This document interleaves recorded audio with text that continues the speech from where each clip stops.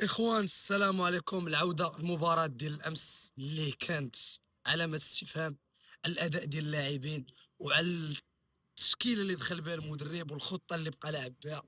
ما كيتفهموش ليا بعض الحاجات، حتى كنقولوا راه تجادات الامور والرجاء ولات كتلعب دقه دقه، ولينا كنلعب بداك النهج الهجومي اللي بغينا، التحول السريع من الدفاع للهجوم، وفي نفس الوقت العوده من الهجوم للدفاع.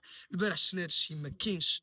مقابله ديال فاس اللي الخصم كان راجع اللور وهادي شفناها، عينا ما نضغطوا ما لقيناش حلول.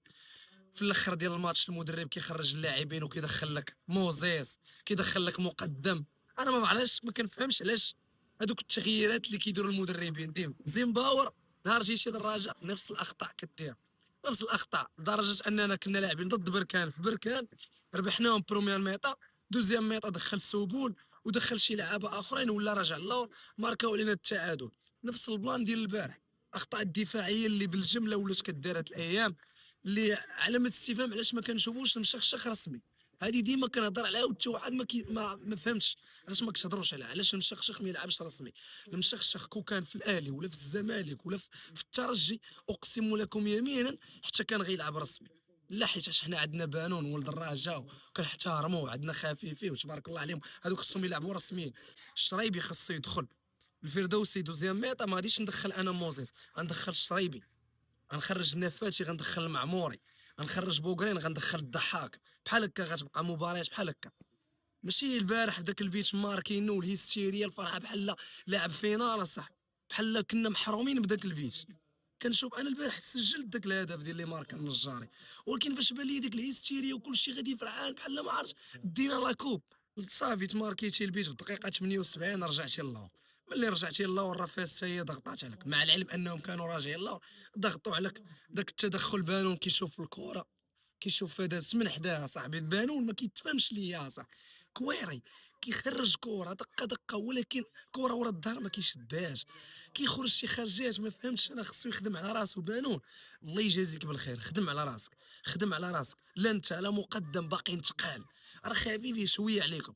راه هذاك الغلط اللي دار بانون هو اللي خلى خفيفي يعطي ضربات الجزاء. يعني فاش شاف بانون دازت الكره من خداه اللاعب فاتو، مشى باش يقطع عليه الكره، راه عطاو ضربه جزاء. كنهضر على الاداء ديال اللاعبين اللي خصو يتحسن. عندنا مباريات جايه، مباراه الديربي نفس المستوى غتبانوا به. صافي شي لعابه خصهم يريحوا بونتوش، شي لعابه رسميين خصهم يريحوا بونتوش، غنشوفوا الاخرين غيلعبوا. صافي راه شي لعابه راه بداو كيرخيو علينا في رجليهم عاوتاني.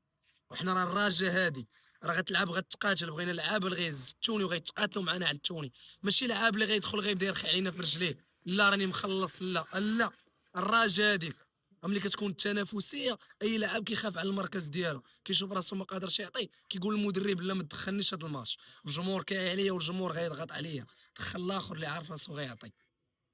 ونتمناو خير ان شاء الله. وعندنا مباريات اللي ماشي سهله، عندنا الديربي، عندنا الدشيره، عندنا بركان، ثلاثه المقابلات اللي ما درتو فيهم والو.